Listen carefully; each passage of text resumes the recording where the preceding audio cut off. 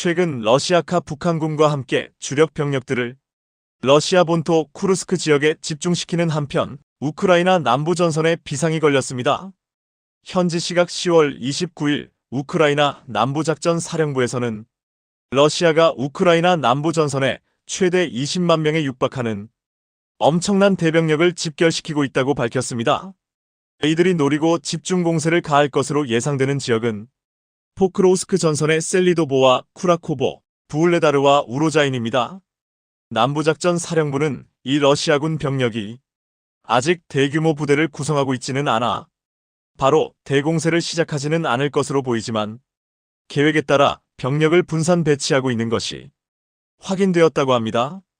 최근 우크라이나 전선에서 러시아군이 가장 집중하고 있는 포크로우스크 전선과 부울레다르 전선에서 갈수록 러시아군의 공세 강도가 점점 더 강해지고 있는데 이건 역시 대공세가 곧 시작될 징조로 받아들여지고 있습니다. 미국 전쟁연구소 ISW에서도 이를 경고하고 있는데요. 러시아군은 지난 10월 1일 부울레다르를 점령하고 이후 부울레다르의 북쪽 및 북서쪽 방면을 향해 진격을 시작했다고 알렸습니다. 특히 지난주 포크로우스크 전선 중 셀리도보 지역에서 러시아군은 상당한 기술적 진전을 보여줬다고 평가했습니다. 해당 전선의 병력 두루시킨 배치 현황도를 보면 확실히 우크라이나군 측이 위기입니다. 이 방면에 포진해 있는 러시아군의 예비대 병력윤, 우크라이나군 측의 예비대 병력은 비교적 부족하다는 것을 알 수 있는데요. 실제로 우크라이나군은 지난주 부울레다르 북부와 북서부 코라코베, 셀로도베 등에서 기계 화부대를 이용해 치고 들어오는 러시아군에 비해 화력 및 병력 열세에 놓여 조금씩 방어선을 내주고 후퇴하는 움직임을 보여왔습니다. 우크라이나군은 러시아군의 공세를 잘 막아내고 있지만 러시아군이 자꾸만 우크라이나 방어군을 포위 섬멸하려는 움직임을 보이고 있어 우크라이나 방어군이 물러나기를 반복하며 러시아군의 점령지는 약간씩이나마 계속 늘어나고 있는 추세입니다. 이 취약한 방어선 중 어느 하나가 뚫리게 될 경우 그 피해는 치명적일 것이기에 확실히 쿠르스크 쪽에만 집중하고 있을 때가 아닙니다. 하지만 이를 알고 있는 우크라이나군에서도 해당 방어선들에 최정예 병력을 투입할 준비를 하고 있습니다. 10월 28일까지 우크라이나군은 제1억 5,615만 7,158보병여단을 기계화여단으로 탈바꿈시켰는데요. 이들은 전차들을 운용하게 될 예정이며 그 외에도 미국이 대량 공유하는 M113 장갑차와 프랑스제 세자르 자주포, 우크라이나에서 자체 생산되는 보우다나 차륜형 자주포 등을 운용할 예정입니다. 특히 눈에 띄는 전력은 우크라이나군의 제155기계 화여단인데요. 이들의 활약이 기대되는 이유는 무엇이며 러시아군과 우크라이나군 모두 쿠르스크가 아닌 남부 전선에서 갑자기 사활을 건 대규모 전투를 벌이는 이유가 뭘까요? 전문가는 아니지만 해당 분야의 정보를 조사, 정리했습니다. 본의 아니게 틀린 부분이 있을 수 있다는 점 양해해 주시면 감사하겠습니다. 우크라이나군 제155기계 화여단의 활약이 기대되는 이유. 러시아는 20만 대군을 우크라이나 남부 전선에 투입해 추계 대공세를 벌여 앞으로 본격적인 라스푸티차 현상이 우크라이나 전역에 발생하기 전 최대한 많은 영토를 차지하려 할 것으로 보입니다. ISW에서도 올 가을 러시아에서는 우크라이나 전역이 진흙탕으로 변하기 전에 최대한 진격 속도를 높이라는 명령이 있었을 것이라는 분석을 내놓았습니다. 우크라이나군 역시 지금까지와 달리 강력한 전력을 이곳에 투입해 방어선을 보강하려 하는데요. 그 이유는 조만간 미국의 대선에서 트럼프 후보가 당선될 경우 우크라이나를 향한 군사 지원이 끊기고 휴전 협상을 진행해야만 하는 상황에 놓일 수 있기 때문입니다. 이렇게 될 경우 우크라이나 역시 최대한 많은 영토를 확보하고 있어야 협상에서 유리할 겁니다.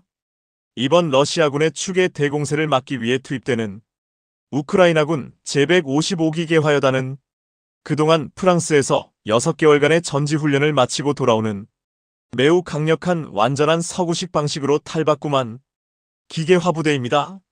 이들은 독일제 레오파르트 2A4 전차 외에 소총에서부터 전차, 장갑차, 자주포, 전술까지 모두 프랑스의 군대와 같은 방식으로 구성되어 똑같은 훈련을 바닷가의 러시아군을 상대로 매우 강력한 활약을 수행할 수 있을 것으로 기대되고 있습니다.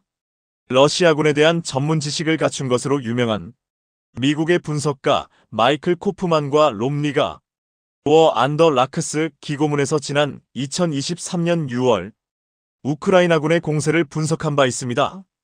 23년 6월 우크라이나군의 공세가 실패한 원인은 여러 가지가 있었는데요.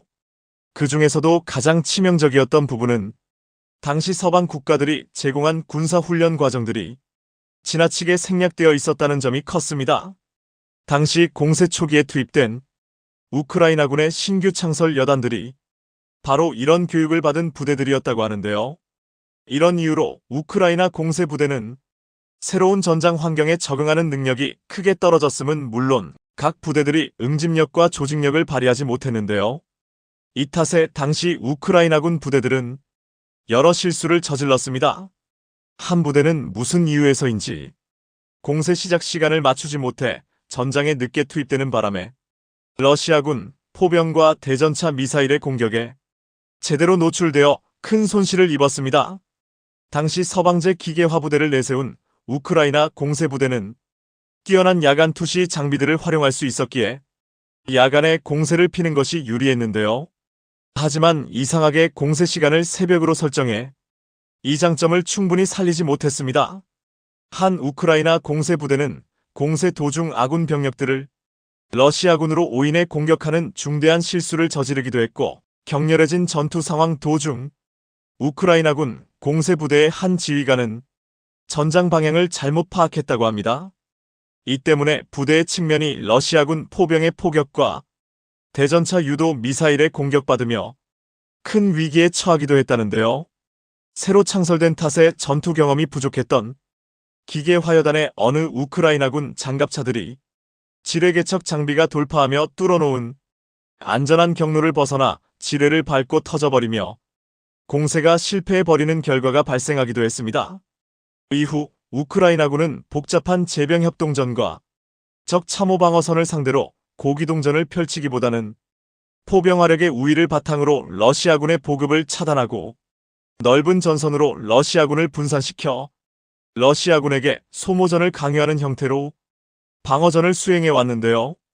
짧은 훈련만을 받고 투입된 탓에 지난 2023년 6월 공세작전에 실패했던 우크라이나군의 공세부대와 달리 우크라이나군 제155기계화여단은 오랜 기간 프랑스군의 교육을 받고 돌아오게 되는데 얼마나 다른 면모를 보여주게 될지 기대됩니다. 더구나 2023년 6월 오랜 기간에 걸쳐 두텁게 형성된 러시아군의 방어선을 뚫어야 했던 때와 달리 지금은 반대로 우크라이나군이 러시아군을 막아내는 입장이니 좀 더 기대를 걸어볼 만하다고 생각되는데요.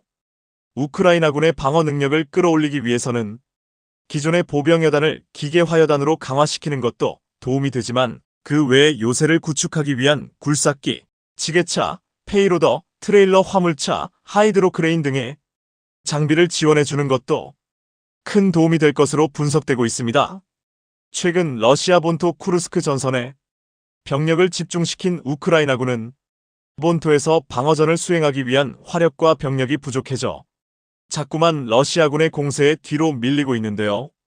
여전히 현재 방어선에서 우크라이나 방어군 부대들은 뛰어난 조직력을 발휘하고 있지만 러시아군을 막기 위한 튼튼한 요새화된 지역이 부족한 실정입니다. 우크라이나군이 영토를 조금씩 내주는 대신 시간을 벌기 위해서는 방어선을 요새화하는 작업이 굉장히 중요한데요. 충분히 잘 갖춰진 요새가 있다면 벙커버스터 폭탄을 다수 확보하지 않은 러시아군의 공중폭격에 의한 우크라이나군의 피해 역시 줄이는데 큰 도움이 되며 방어전을 수행하는 데 필요한 부대의 단위를 줄여 더욱 효과적인 전투를 수행할 수 있기 때문입니다. 황당한 러시아 최정예 병력에 연속되는 실수들. 그동안 러시아군이 보병 위주의 스톰지 돌격작전으로 공세의 대부분을 진행해왔지만 추계 대공세에 나선다면 어떻게든 기갑장비 다수를 최대한 쥐어짜 해당 전선들에 투입할 것을 예상해 볼 수 있습니다. 최근 러시아군의 전차들은 거대한 다리를 건설할 때 쓰이는 굵은 강철 케이블을 주위에 촘촘히 둘러싸 일종의 슬랫 아머로 활용하기 시작했습니다. 확실히 이렇게 하면 우크라이나군의 드론이나 대전차 미사일에 대한 방어 능력은 올라갈 텐데요. 반면 주변에 어떤 적이 있는지 알아채기 위한 상황인식 능력은 상대적으로 떨어질 가능성이 높아 보입니다. 최근에도 러시아군의 장갑차들은 어이없는 실수를 최근 연달아 이번이나 저질렀는데요. 현지 시각 10월 28일 우크라이나군 제128형 토방위여단은 매우 황당한 사건을 보고했습니다. 제128형 토방위여단은 지난 10월 26일에서 27일 사이 자포리자 주와 도네츠크 주의 경계에 위치한 노보우크라인카 정착촌 인근에서 러시아군의 전차들과 장갑차들이 공세를 감행해 왔다고 알렸는데요. 그중 러시아군의 MT-LB 장갑차 1대가 대놓고 우크라이나군 전차 앞으로 전속력으로 돌진해 왔다가 파괴되었습니다. 당시 이 MT-LB 장갑차는 벨리카노보실카 방향에 있는 수목선을 따라 진격하다가 정차에 포탑을 돌렸습니다. 그리고는 그 상태로 자신을 조준하고 있던 우크라이나군의 T-64BV 전차를 향해 전속력으로 달려나갔는데요. 우크라이나군의 T-64BV 전차는 이 러시아군 장갑차를 주포로 조준하고 있다가 가까운 거리에서 125 고폭탄을 발사해 일격에 파괴했습니다.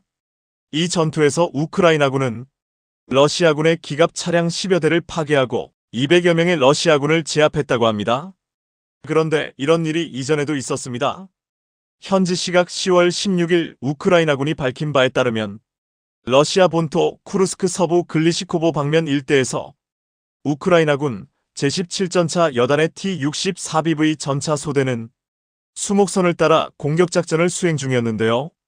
이때 방어전을 벌이고 있던 러시아군의 BTR-82 장갑차 한 대가 자신을 겨누고 있는 우크라이나군이 T-64BV 전차 앞으로 달려왔다고 합니다.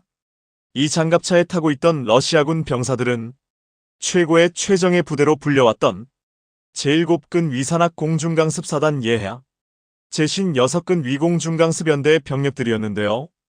그런 이들이 전방에 있는 우크라이나군 전차를 러시아군 전차로 착각한 채 계속 달려가다가 우크라이나군 전차의 125 주포 사격을 맞고 일격에 격파되었습니다. 더 황당한 것은 이미 포격을 맞아 파괴된 장갑차에서 내리는 러시아군 병사들이 아직도 앞에 있는 전차가 러시아군 전차인 줄 알고 항의하러 다가갔다가 우크라이나군의 기관총 사격을 받고는 혼비백산에 도망갔다는 것인데요. 여기에서부터 이미 러시아군 내에 이런 일이 비일비재하다는 것이 드러나는 듯합니다. 최정예 병력이라는 이들의 상태가 이 지경이라면 일반 러시아군 기계화 부대의 상태가 어떨지는 불을 보듯 뻔한 일인 듯합니다. 이런 사례를 보면 철저한 훈련이 얼마나 전투에서 중요한 효과를 발휘하는지 알 수 있는데요. 앞으로 미 대선이라는 큰 변수와 라스푸티차 북한군 파병과 우리 한국의 대우크라이나 군사 지원 등 많은 변수가 있기에 상황이 급변할 수 있을 듯한데요. 그런 만큼 상황이 계속 어떻게 변할지 예의주시해야겠습니다. 최근 전 재산을 탈탈 털어서 한국산 무기로 채우겠다는 국가가 등장해 우리 방산업계가 발칵 뒤집어졌습니다. 이런 놀라운 소식을 전해온 건 동유럽 국가로 우리의 예상과는 달리 폴란드는 아니라고 하는데요. 한국산 무기로 싹쓸이 하겠다는 얼마나 단호한 결심을 했는지 종류를 가리지 않고 물량만 있으면 모두 다 쓸어갈 심산이라고 합니다. 최대 50조 원을 털어 모든 무기를 한국산으로 다 바꾼다는데 역대급 주문을 하고 있는 곳이 어디인지 자세히 알아보겠습니다. 대한민국 방산이 폴란드에 이어 루마니아를 향해 진격하고 있습니다. 작년 2월 루마니아 국방부 산하방산 기업 로맘과 한화에어로스페이스가 양해 각서를 체결하며 산업협력을 위한 첫 단계를 성공적으로 마무리했는데요.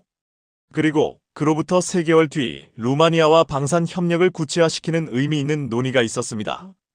작년에 우리 정부는 루마니아 수도 부쿠레슈티에서 루마니아 치우커 총리와 회담을 진행했는데 당시 루마니아에서 국방과 방산 분야 협력을 도모해 나가자고 제안을 해온 겁니다. 특히 치우커 루마니아 총리는 한국의 방위산업 수출 실적에 놀라워하면서 루마니아 군 현대화 사업에 한국 기업이 참여해줬으면 한다는 뜻을 강력히 전했습니다.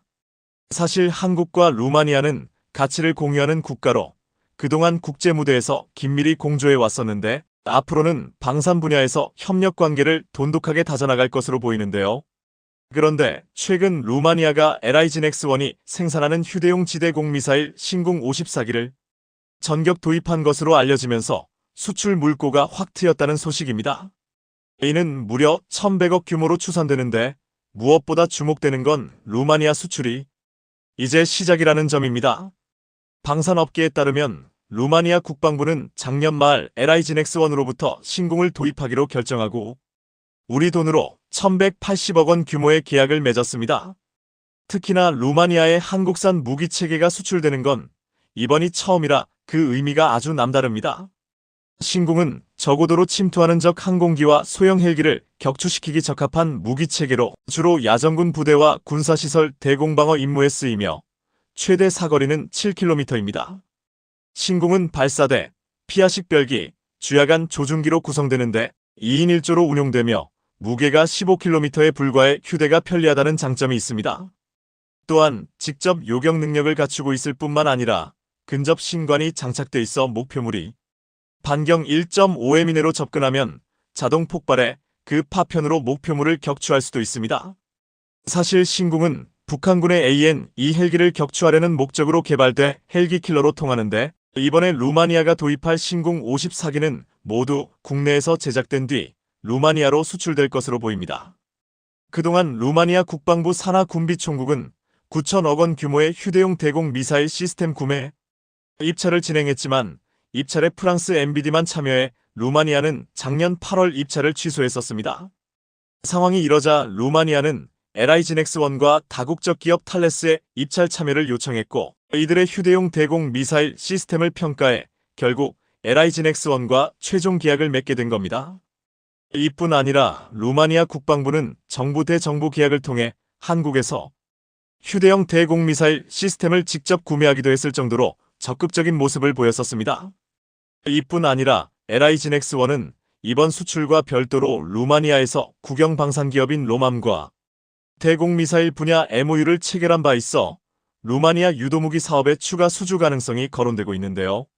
이런 가운데 최근 루마니아 정부와 LIGNX-1 간 신궁 수출 계약식에 참석한 방사청은 현지에서 루마니아 군 고위급 인사들을 만나 K9의 수출 사업을 논의하면서 분위기가 후끈 달아오르고 있습니다. 현재 한화에어로스페이스의 K9은 루마니아의 신형 자주포 도입 사업에 입찰해 독일, 티르키예의 무기체계들과 경쟁 중입니다. 하지만 워낙 K9의 가격 대비 성능이 뛰어난 데다 앞서 수출 계약을 맺은 폴란드의 차질 없이 K9를 인도해 경쟁사보다 높은 고지에 올라있다는 평가가 루마니아 현지에서 나오고 있다고 합니다. 이 밖에도 루마니아는 현대로템의 K2 전차에도 관심을 갖고 있는 것으로 전해져 루마니아가 폴란드에 이어 한국 방산의 큰 손으로 떠오를 거라는 관측이 지배적입니다. 우선 루마니아가 4조 원이라는 국방비를 투입해 레드백 장갑차를 도입할 것으로 보이는데요. 루마니아 차세대 IFV 사업에 한국과 독일이 격돌하고 있지만 한국의 승리 가능성이 점쳐지고 있는 상황입니다.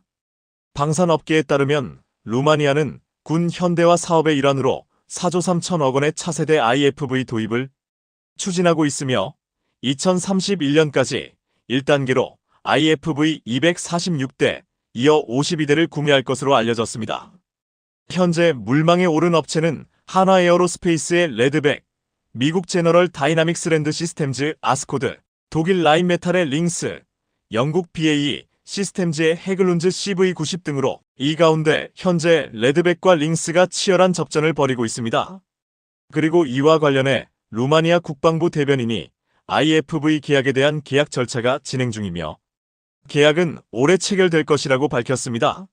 앞서 한화에어로스페이스의 경우 IFV 사업 수주를 위해 루마니아 현지에서 극비 테스트에 돌입하는 등 레드백이 최종 낙점될 상황만 기다리고 있는 중입니다. 이렇듯 한국 방산이 루마니아 시장 공략까지 성공하며 무서운 기세를 드러내고 있어 전 세계 방산 업계에서 관심이 집중되고 있다고 하는데요. 그런데 여기에 더해 또 놀라운 소식은 루마니아가 K9 자주포를 차세대 자주포로 유력하게 검토하고 있다는 사실입니다. 방산업계에 따르면 루마니아 정부는 155 자주포 도입을 추진 중으로 53원의 자주포 공급 사업의 계약 규모는 1조 2,300억 원으로 알려졌습니다. 현재 K국과 독일 PGH-2000, 티르키의 피트리나 2가 입찰 적격 후보에 선정된 상태지만 루마니아는 K골 차세대 자주포로 유력하게 검토하고 있는 상황입니다. 루마니아가 K골 도입하려는 건 사실 폴란드 영향이 큰데 앞서 폴란드가 K골 대거 주문하면서 루마니아의 포병 시스템에 대한 적시 지원이 가능해졌기 때문입니다. 그리고 이런 점을 제외한다고 하더라도 K구의 성능도 자체도 경쟁 자주포에 비해 뒤처지지 않으며 그에 상응하는 평가를 받고 있습니다. 실제로 독일 PGH-2000은 현존하는 최고의 자주포로 잘 알려져 있지만 PGH-2000과 K구는 상당 부분 같은 수준의 기능을 갖고 있습니다. 여기에 더해 K구는 가성비도 뛰어나 사실상 독일보다 앞선다는 평가가 쏟아지는 중으로 자주포를 보유하고 있지 않은 루마니아 육군에서 좋은 선택지가 될 거란 이야기가 나옵니다. 이에 따라 루마니아 국방부는 이번 사업을 통해 세계 대대가 쓸 155 자주포, 고폭탄 7,400여 발, 연막 및 조명탄 320여 발, 훈련용 탄약 720여 발 등을 획득하고자 하는데 우리로서는 추가 수주를 노려볼 수도 있는 좋은 상황입니다. 게다가 루마니아의 경우 현재 모든 무기를 다 바꿀 태세로 2032년까지 총 50조 원이라는 무기 획득 예산을 배정할 것으로 보이면서 이대로만 간다면 폴란드보다 더 큰 사업 규모가 될 것으로 기대되는데요. 실제로 루마니아는 50조 원을 털어 모든 무기를 다 바꿀 엄청난 계획을 가지고 있습니다. 이런 이유로 신공 수출은 이제 시작일 뿐이며 앞서 말씀드린 대로 레드백, K국까지 합세해 연달아 루마니아 수출을 기다리고 있는 상황입니다. 국방기술진흥연구소에 따르면 루마니아는 국방 예산을 GDP 대비 현행 2% 수준에서 2.5%까지 확대하겠다고 밝히며 군 현대화를 추진 중입니다. 이에 따라 2032년까지 루마니아의 주요 무기체계 획득 규모가 399억 달러에 달할 것으로 보이며 해상 원격 통제 무기체계, 상황인식 시스템, 능동방어체계 등을 추가로 도입할 것으로 전망됐습니다. 실제로 루마니아는 우크라이나 전쟁 이후 재래식 무기 확보를 가속하고 있고 향후 10년간 전차 장갑차 획득 예상 규모가 930대 65억 달러에 이를 것으로 추산되고 있는데요. 그만큼 루마니아 방산업계는 시장성이 높은 상황으로 이에 한국 방산업계는 폴란드급으로 엄청난 기회를 맞이할 것으로 기대됩니다. 특히나 그동안 루마니아가 한국과 방산 협력을 탄탄히 구축해온 만큼 우리에게 유리한 상황으로 흘러갈 거란 이야기가 많습니다. 그리고 실제로 루마니아와 우리 군 당국과 방산업계는 재작년부터 방산 협력을 위한 자리를 꾸준히 마련해오고 있었으며 유의미한 결과도 나와 올해부터 본격적으로 관련 사업들이 구체화될 거란 관측이 나옵니다. 그 일환으로 방사청과 루마니아 군 관계자들은 앞서 작년 7월에 열린 한 루마니아 방위산업협력회의를 열고 비즈니스 기회를 창출할 수 있는 방안을 미리 논의했었는데요. 이 자리에는 한국과 루마니아 방산업계가 총출동했는데 실제로 한국과 루마니아의 국방 분야에서 전문성을 인정받은 의사결정권자 120명이 대거 참석해 실질적인 이야기가 오고 갔었습니다. 실제로 하나에어로스페이스, 현대로템 등 루마니아에서 엄청난 관심을 보이고 있는 국내 방산업체 관계자들이 참석해 무기체계를 직접 소개했는데 당시 루마니아 측에서 한국은 최고의 방위산업 협력 파트너라고 칭송하기도 했다는 후문입니다. 이쯤 되면 한국과 루마니아는 이제 방산협력을 넘어 경제협력의 새로운 도약을 열 것으로 보이는데요. 이렇듯 여전히 뜨거운 러브콜을 받고 있는 한국 방산은 작년에 힘입어 올해에도 좋은 흐름을 이어갈 것으로 기대됩니다. 일단 지난해 국내 4대 방산기업의 매출은 20% 넘게 성장하고 영업이익도 50% 가까이 증가하는 놀라운 역사를 만들어냈는데요. 방산업계에 따르면 한화에어로스페이스, KAI, 현대로템, LI진엑스원 등 4대 방산기업의 작년 합산 매출은 18조 3천억 원으로 1년 전보다 24% 증가한 것으로 추산됐습니다. 분단 상황에도 자주국방을 위해 실력을 키워온 한국방산이 세계 무대에서 본격적으로 경쟁력을 인정받으며 수출에도 기여하고 있는 상황인데요. 그리고 이런 호조세는 올해도 넉넉한 수주 잔고와 더불어 루마니아로부터 추가 수주가 이어져 성장세는 이어질 것으로 기대됩니다. 현존하는 4.5세대 전투기 가운데 최고의 기동성과 저피탑 능력을 보유하고 있는 KF-21이 가격 메리트에서도 다른 전투기 대비 압도적인 경쟁력을 지니고 있다는 평가를 받고 있습니다. 최근 KF-21 물량과 계약 규모가 확정되면서 일반인들도 손쉽게 대당 단가를 확인할 수 있었는데요. 20대 계약 규모는 총 1조 9,610억 원. 여기에 한화에어로스페이스가 라이센스 생산하는 F-414 엔진 5,562억 원, 한화시스템의 AESA 레이더는 1,100억 원으로 총 생산가 2조 6,272억 원, 이를 20대로 나누면 대당 1,300억 정도입니다.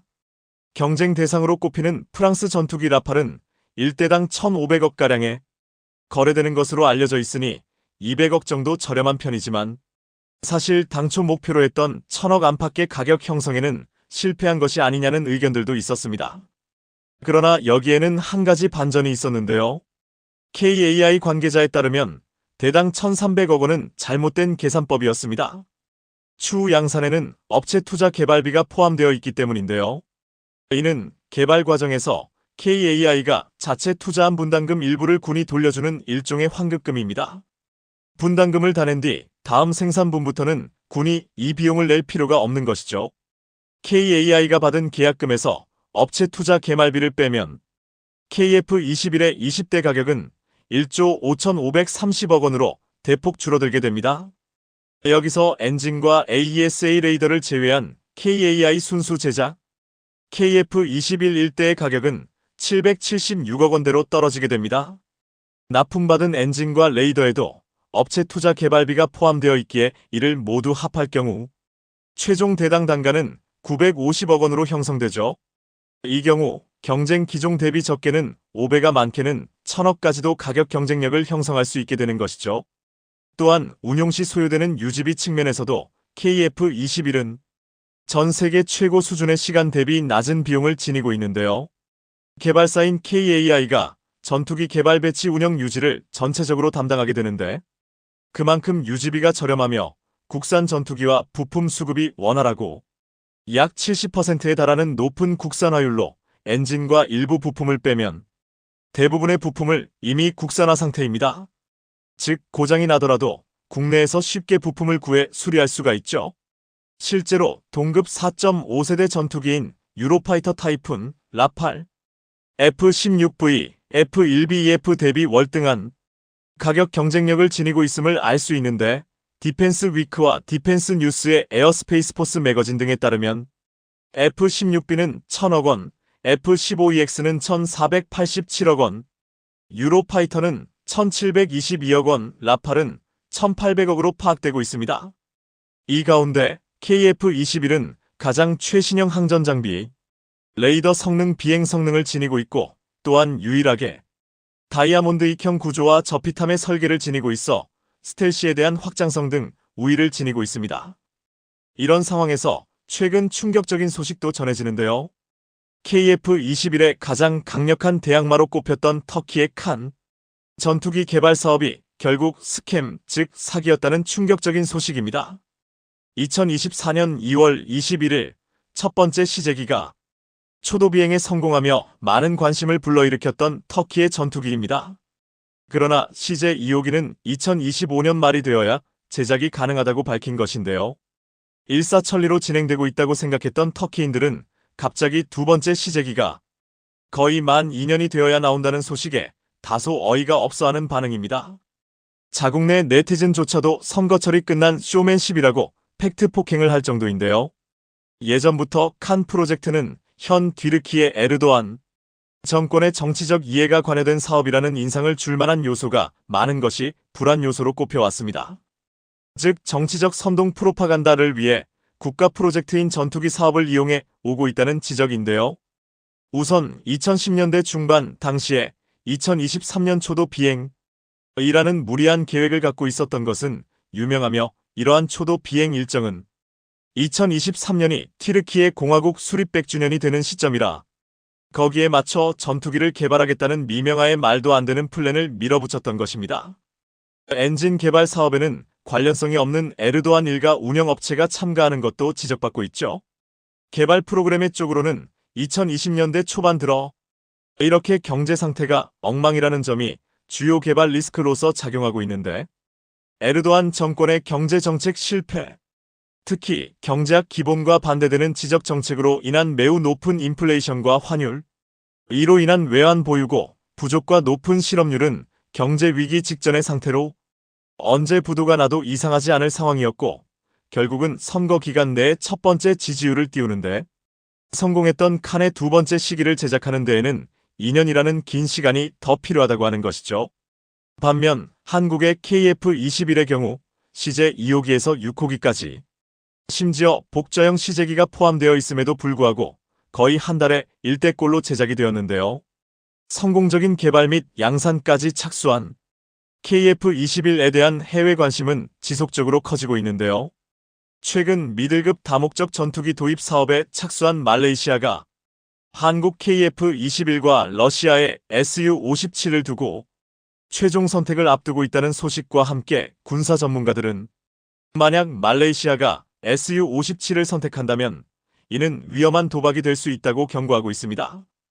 해외 군사매체 조나 밀리터리에 따르면 말레이시아가 KF-21과 Su-57을 두고 고민하고 있는 사이 전문가들은 러시아의 5세대 전투기는 아직 성숙한 무기 시스템으로 간주되기에는 거리가 멀게 느껴지는데 대규모 연속 생산에 실패했을 뿐만 아니라 타국 공군의 관심을 끌만한 요소를 지니고 있지 못하기 때문이라고 했습니다.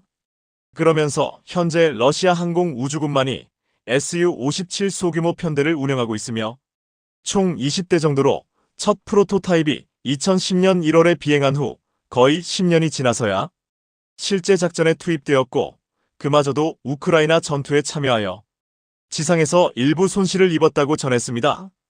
특히나 러시아와 그 전체 산업단지에 부과된 제재로 인해 말레이시아가 서방 국가와 문제를 일으킬 수 있는데, 공급망 부족 및 경제 제재로 오히려 비용이 가장 많이 드는 투자가 이루어질 수 있다고 했습니다. 실제로 지금 말레이시아는 러시아 물류 제한으로 인해 Su-30M 전투기의 가용성이 낮은 것에 대한 불만을 표시했는데요. 올해 2월 디펜스 뉴스에 따르면 말레이시아 공군의 상황은 심각한데 머지않아 Su-30M 거의 비행하지 않을 수도 있다는 말레이시아 파일럿의 발언을 인용했습니다. 매체는 마지막으로 이러한 상황은 이미 양산이 시작된 4.5세대 전투기 KF-21 보라매가 가장 유리한 후보자가 되게끔 하고 있다고 했죠. 러시아의 5세대 전투기 Su-57 들러리가 되고 있는 감격스러운 사건인데요. 만약 1985년에 40년대 우리가 만든 전투기가 해외 시장에서 소련이 만든 전투기를 들러리로 만들고 사업을 수주하려 하고 있다고 말을 했다면 믿을 사람이 아무도 없었을 것입니다. 이렇듯 불가능을 가능케 하는 한국인들의 저력을 오늘날 KF-21로 증명하고 있습니다. 한국은 여기서 멈추지 않고 새로운 도전을 이어가고 있습니다. 바로 전 세계에서 단몇 개국만이 지니고 있는 항공 엔진 개발에 본격적으로 착수한 것이죠. 주관으로 한화에어로스페이스와 두산 에너빌리티가 현재 항공 엔진 국산화에 뛰어들었는데, 한화의 경우 KF-21에 탑재되는 지휘사의 F414 엔진을 라이센스 생산하고 있어 익숙한 편이지만, 두산 에너빌리티의 경우 다소 생소하실 수 있는데요. 사실 가스터빈 엔진에 있어 두산 에너빌리티는 한국 유일의 전 세계에서 6번째로 설계 기술을 보유하고 있는 업체입니다. 미국 제너럴 일렉트릭, 일본 미쓰비시 파워, 독일 지멘스 등에 이어 2019년 두산 에너빌리티가 발전용 대형 가스터빈 국산화에 성공했죠. 발전용 가스터빈과 항공기용 가스터빈은 모두 공기를 압축하고 연료를 연소시켜 고온의 가스를 발생시키며 이 고온의 가스를 이용해 터빈을 돌려 기계적 에너지를 생성하는 원리로 작동합니다. 특히나 1500도가 넘는 배기가스의 열을 견딜 소재를 만드는 것이 항공용이나 발전용 가스터빈 핵심이라고 할 수 있는데요. 비행체의 추진력을 얻기 위한 초고온, 초고압 환경에서도 엔진의 변형 없이 유지되어야 하기 때문에 구성품 소재 개발은 매우 중요합니다. 두산 에너빌리티 송용진 부사장의 언급에 따르면 항공용 터빈은 지상뿐 아니라 높은 하늘에서도 빠른 속도 변화가 있기 때문에 블레이드 사이즈는 작아도 기술적으로 더 어려운 부분이 있을 수 있는데, 그러나 제작부에서 평가하는 요소들은 같고 특수 소재를 많이 다뤄본 두산의 경우 충분히 도전할 만한 역량이 있다라고 했죠.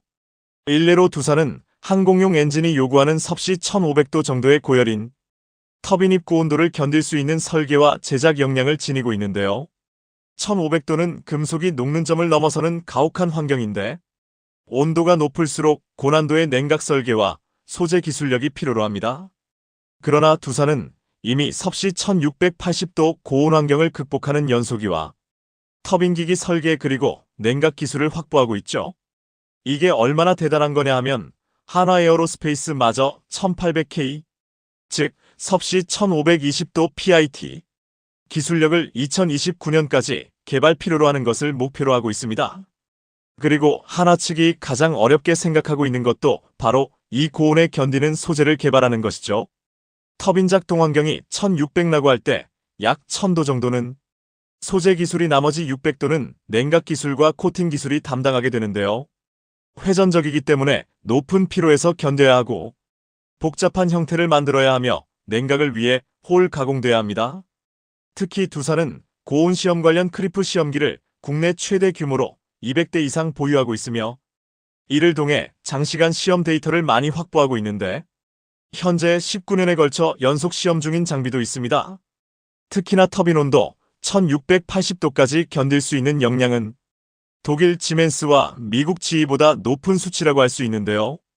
라고도 불리는 터빈 입구 온도는 가스터빈 엔진에서 가장 중요한 성능 HION MEDIA 지표 중 하나로 그 자체만으로 제트 엔진 기술력의 척도로 쓰이기도 합니다. 괜히 국과연이 두산을 끼고 엔진을 개발하는 것이 아니죠. 최근 ADD에서 진행된 한국형 엔진 개발 사업 설명에서도 두산과 한화의 프리젠테이션 결과 두산의 설계 능력 그리고 한화의 생산 능력이 각각 높은 점수를 받았습니다. 여기서 중요한 점은 두산 vs 한화의 구조가 아니라 두 자랑스러운 업체들은 모두 한국형 엔진 개발의 협력업체로 나서게 된다는 것이죠. 사실 생산 측면에서는 두산이 핵심 중간재 역할을 할 수밖에 없어 한화와 두산의 협력이 꼭 필요합니다. 우리 대한민국은 자주국방을 이룩하기 위한 위대한 기틀을 마련하고 있습니다. 대한민국이 차세대 전투기 개발을 위해 투자한 시간은 불과 10년도 채 되지 않았습니다. 우리 기술진이 군용 제트 엔진 개발을 위해 쏟아부기 시작한 시간은 20년가량밖에 되지 않았습니다. 한국이 본격적으로 전투기용 엔진을 개발하기 시작한 것은 2000년대 이후라고 해도 과언이 아닙니다. 우리 손으로 만들었다는 국산 T-50 고등 훈련기조차 미국산 엔진을 사용하고 있습니다. 하지만 이제는 제트 엔진을 제작할 수 있는 분야까지 올랐습니다. 수많은 군사 선진국들은 전투기 엔진 개발에만 몇십 년의 시간을 소요했지만 대한민국은 모든 것을 빠르게 따라잡고 있습니다. 심지어 엔진에 관한 기술은 단 하나도 공유되지 않으며 기술 보유국에서는 이것이 1급 비밀사항으로 다루어지고 있습니다. 대한민국은 정말 맨 땅에 헤딩하며 모든 걸 만들었습니다. 아무것도 없는 황무지에서 단지 20년 만에 엔진 개발에 눈부신 성과를 얻었습니다. 한국은 동북아 주변국들과 다르게 모든 무기체계를 첨단 기술로만 승부하고 있습니다.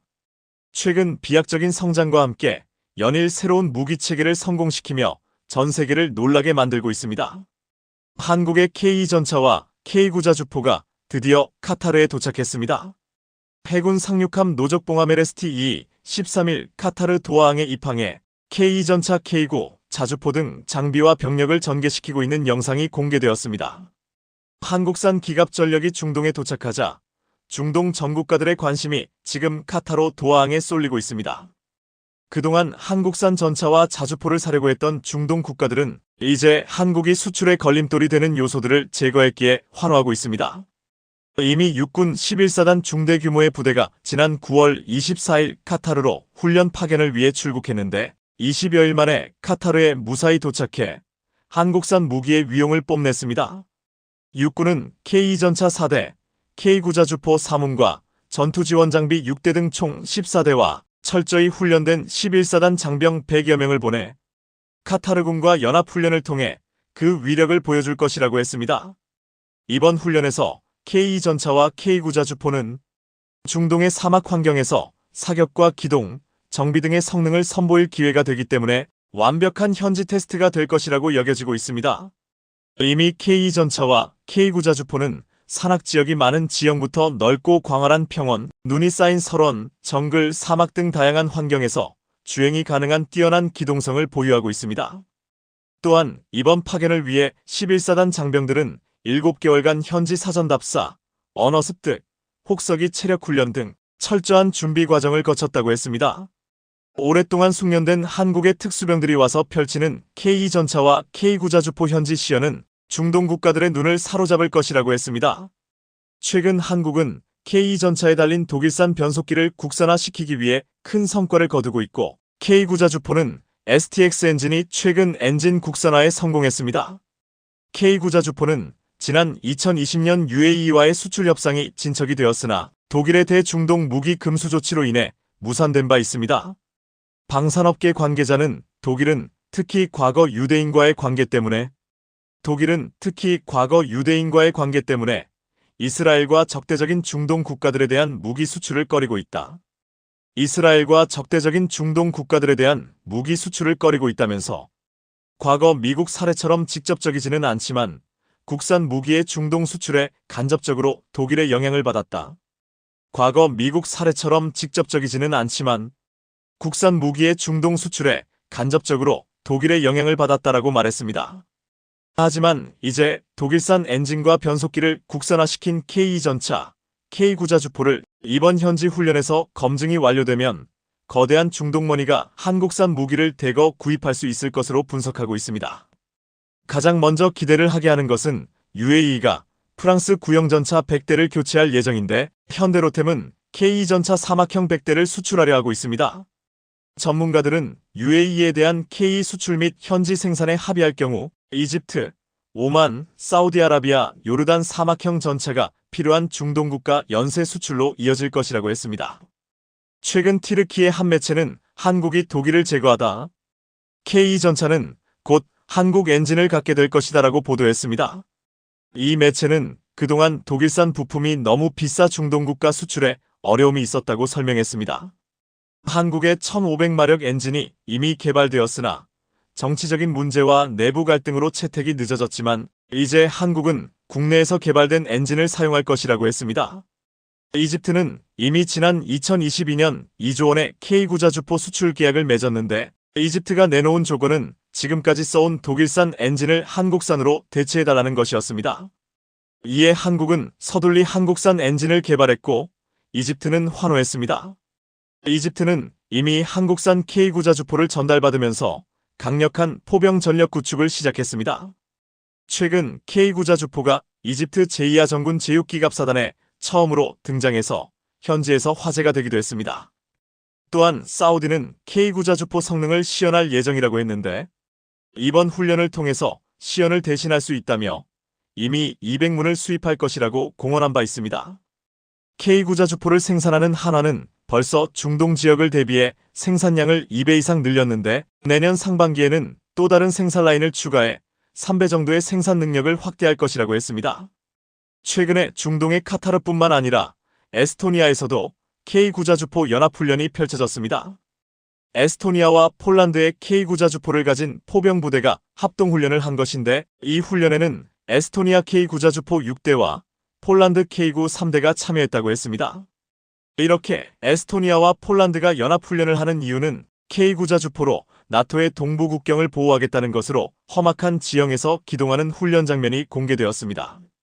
훈련에 참가한 폴란드 코스친스카 소령은 K9자주포를 앞세운 포병부대는 원거리에서 첫 번째 최전선에 발사되어 적의 요새, 기반시설 및 차량을 파괴하고 보병과 기갑부대의 공격을 위한 공간을 만들어준다고 했습니다. 이미 지난 8일 폴란드 K9자주포가 에스토니아에 도착한 모습이 포착되었는데 이는 동맹국과의 협력을 강화하고 까다로운 전투 상황에서 능력을 시험할 수 있는 특별한 기회라고 했습니다. 이번 훈련장에서는 까다로운 전투 상황에서 K9자주포가 어떻게 공격하고 움직이는지를 제대로 보여주었습니다. 이번에 훈련에 참가한 폴란드 병사들은 에스토니아에서 적에게 사격을 가하고 위치를 빠르게 변경하여 적의 반격을 어렵게 만드는 훈련을 받았다고 했습니다.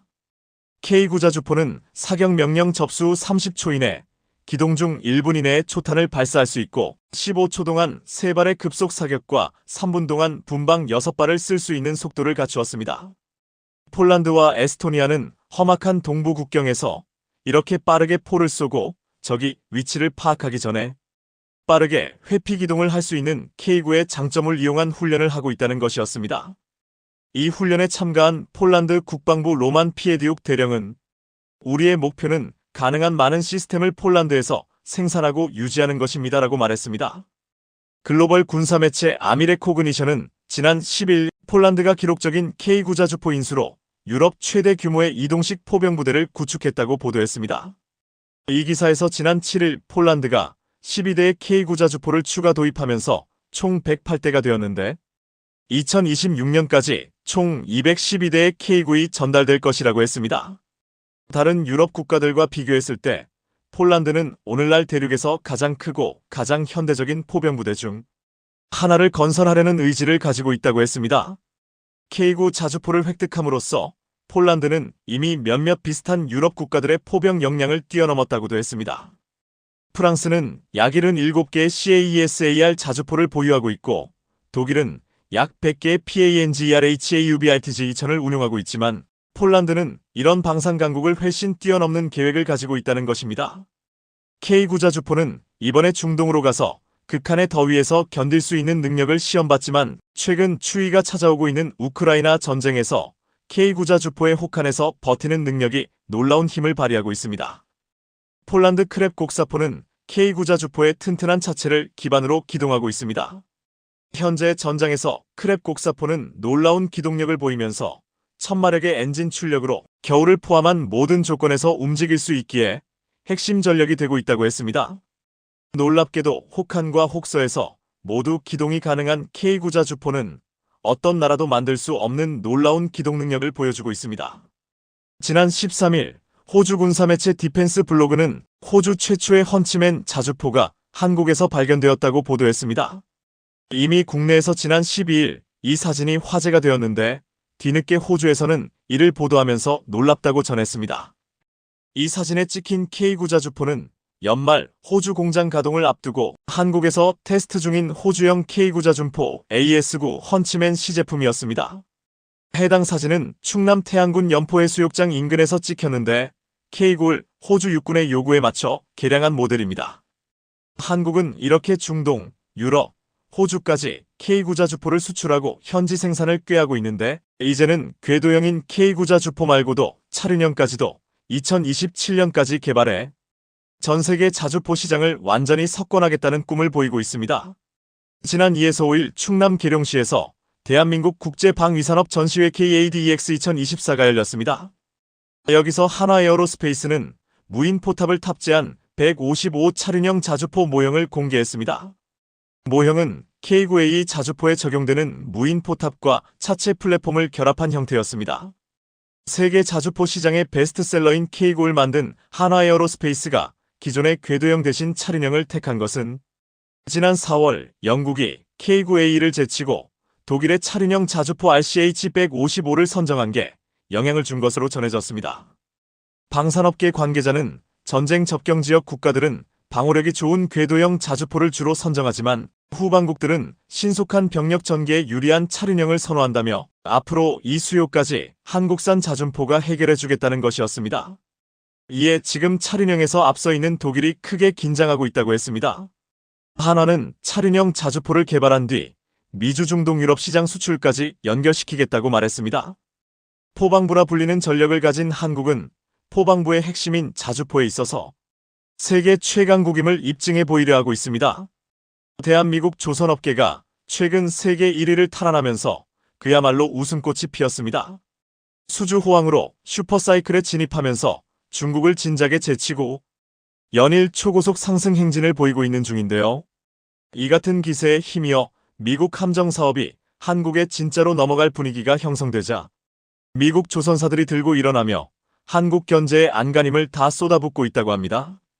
게다가 한국의 독자 핵잠 개발 소식까지 더해지며 미 조선사들의 심기를 더욱더 불편하게 하고 있다는데, 한국 조선업계를 둘러싼 상황에 대해 자세히 알아보겠습니다. 한국 조선업이 제대로 미친 존재감을 드러냈습니다. 다름 아닌 지난달 한국 조선업계가 경쟁국인 중국을 제치고 수주량 1위를 차지한 것으로 나타나면서 저력을 제대로 보여줬습니다. 영국의 조선해운 시황 분석기관 클락스 리서치에 따르면 한국 조선업계가 지난달 전 세계 선박 발주량의 40%를 차지한 것으로 나타났습니다. 이는 중국의 24% 점유율을 크게 앞선 것으로 올해 들어 두 번째로 중국을 추월했습니다. 7월 전 세계 선박 발주량은 237만 CGT를 기록했으며 한국 조선소들은 이 가운데 96만 CGT를 수주한 반면 중국은 57만 CGT를 수주하며 2위에 그쳤습니다. 발주 건수로는 중국이 30건으로 한국의 18건을 앞섰지만 총톤수 기준으로는 한국이 우위를 점하며 중국의 콧대를 제대로 부숴버렸습니다. 실제로 수주량은 대수보다 용량이 중요한데 한국 수주 선박의 한 척당 환산 톤수는 53,000 CGT로 중국보다 약 2.8배 큽니다. 이러한 사실은 한국 조선소들이 고부가차치 선박 건조에 주력하고 있음을 보여주는 대목으로 LNG 운반선과 같은 고부가차치 선박일수록 톤수가 크기 때문입니다. 조선업계 전문가들도 국내 조선업계가 강세를 보이는 LNG 운반선이 실적을 이끈 것으로 보인다며 고부가차치 선종을 중심으로 선별적으로 수주한 결과라고 평가했습니다. 그리고 이러한 흐름에 올해 상반기 국내 조선 3사는 일제히 흑자를 내면서 한바구음을 짓고 있는 중인데요. 국내 조선업계에 따르면 HD한국 조선해양 삼성중공업 하나오션의 상반기 영업이익은 8천억 원에 달합니다.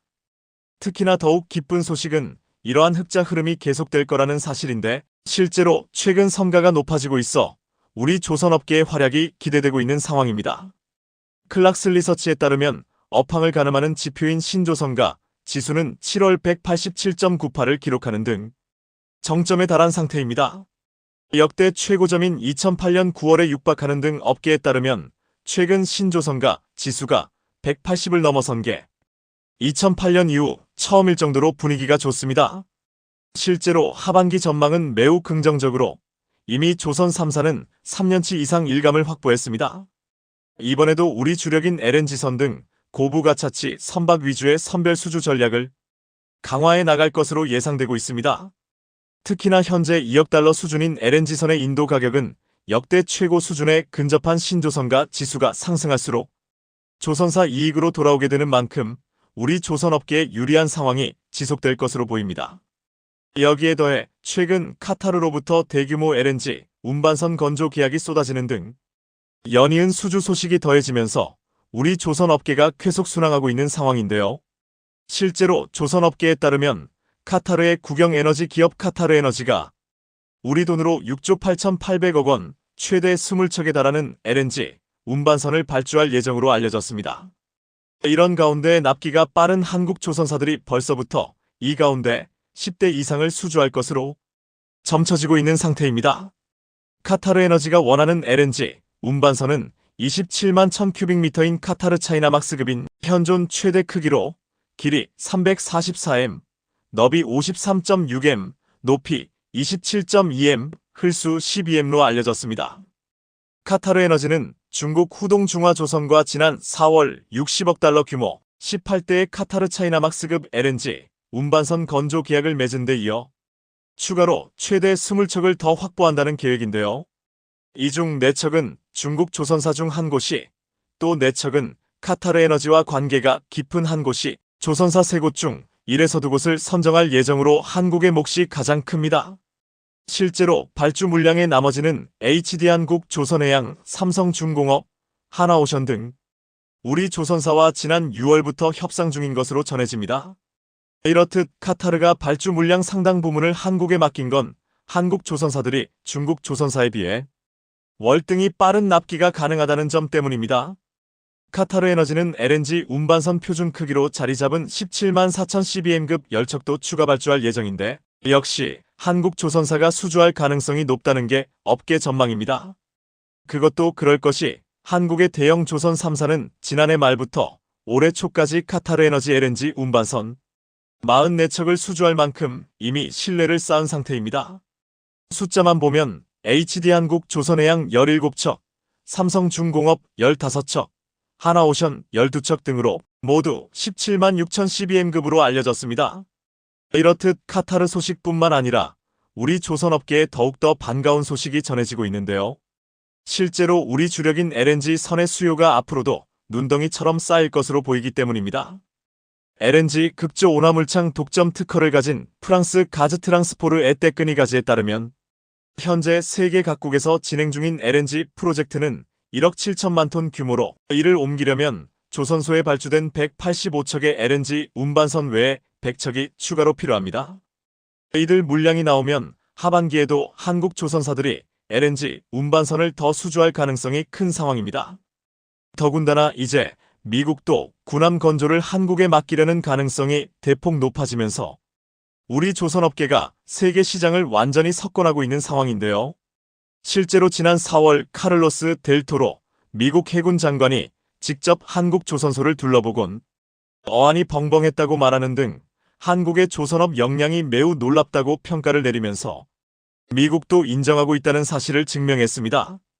그런데 최근 미 해군에서 진짜 한국의 MRO 사업을 맡기려는 신호가 보이자 미 업체에서 대놓고 견제를 하면서 제동을 걸었다는 소식이 전해졌습니다.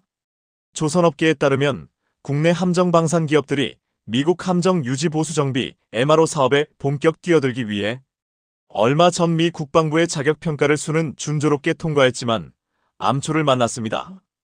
다름 아닌 미국 조선사들이 한국의 기세를 꺾기 위해 미 대선을 계기로 압박을 가하면서 한국 조선업계의 진출을 대놓고 반대하고 있는 상황인데요. 실제로 최근 미 조선소 협의회는 미국의 조선 산업을 외국에 아웃소싱하는 걸 반대한다는 성명을 내고 한국을 대놓고 견제하는 모습을 보였습니다. 그러면서 이들은 한국 조선업계의 능력을 인정하면서도 자국의 산업을 보호하기 위해 한국과 손을 잡는 것을 반대한다며 자국 조선소의 함정 수리를 맡겨야 한다고 주장했습니다.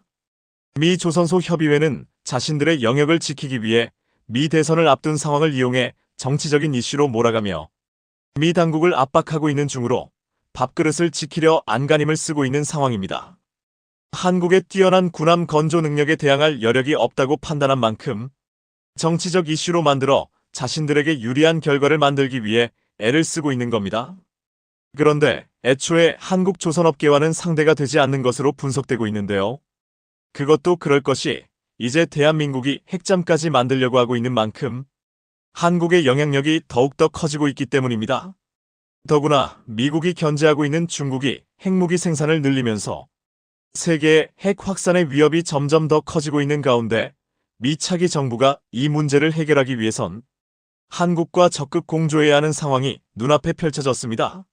미 워싱턴의 싱크탱크인 브루킹스 연구소에서 이런 주장이 나온 것으로 한국 조선업에 대한 시선이 한층 더 달라졌음을 보여줬습니다. 그러면서 최근 사무엘 파파로 미인도 태평양 사령관이 한국의 전략핵 잠수함 도입에 대해 필요하다면 추진할 수 있다고 밝히면서 머지않은 미래에 미국에서 한국의 핵잠 도입이 가시화될 것임을 시사했는데요. 특히나 파파로 사령관은 한국과 동등하고 전략적인 파트너로서 정부 차원의 핵협의 그룹을 출범했다며 이를 위해 비밀리에 양국이 꾸준히 논의하고 있다는 사실을 은연중에 드러냈습니다. 이런 가운데 실제로 최근 대한민국이 핵추진 잠수함을 곧 가질 수 있을 거라는 소식이 전해지며 전 세계 방산 업계가 들썩이고 있습니다. 그것도 그럴 것이 그냥 미국 핵잠 도입이 아닌 한국용 핵잠을 만들 계획이기 때문인데요. 앞서 한국은 몇 전부터 핵잠 도입을 추진해왔지만 동맹국인 미국이 우호적이지 않았고 핵 추진을 위한 연료인 우라늄을 확보하는 게 어려워 번번이 무산됐었습니다. 하지만 최근 핵 추진 잠수함의 엔진인 소형 원자로 개발을 위해 육상 시험장을 내년에 만들 계획인 것으로 확인되면서 이번엔 확실히 다른 움직임을 보이고 있다는 사실이 전해졌습니다. 방산업계에 따르면 앞서 우리 정부는 경북 경주 간포읍 일대에 내년 준공 예정인 문무대왕 과학연구소에서 민간 선박용 소형 원자로를 개발한다고 발표했었습니다. 그런데 민간 선박용 외에 군 당국과 방산기업들이 핵 추진 잠수함용 소형 원자로 개발도 추진 중인 걸로 파악됐는데요. 실제로 이에 대해 방산업계 관계자는 핵잠의 엔진인 소형 원자로 개발을 위한 육상 시험장이 문무대왕 연구소에 들어설 것이라며 핵잠용 소형 원자로를 2030년대 초까지 개발할 계획이라고 전했습니다. 사실 불과 몇 년 전에도 미국과 핵잠 도입 논의가 있었지만 연료로 쓰일 우라늄 확보가 관건이었던 만큼 추진이 어려웠지만 이번에는 전혀 다릅니다.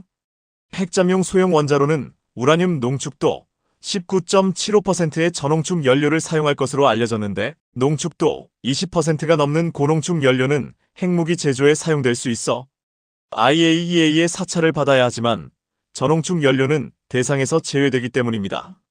한국원자력학회에서도 우라늄 235 농축도가 20% 이하인 핵연료에 대해서 연구용 원자로에서 사용할 수 있고 대부분 상업용으로 사용하는데 지장이 없다고 못 박았는데요. 여기에 더해 앞서 말씀드렸던 것처럼 최근 미국의 인도태평양 사령관이 한국의 핵잠 도입에 공개적으로 찬성 입장을 밝힌 만큼 미국이 우호적인 입장을 보이고 있어 분위기가 남달라 보입니다. 대한민국 조선업계의 무서운 질주 이제 시작인 것 같습니다.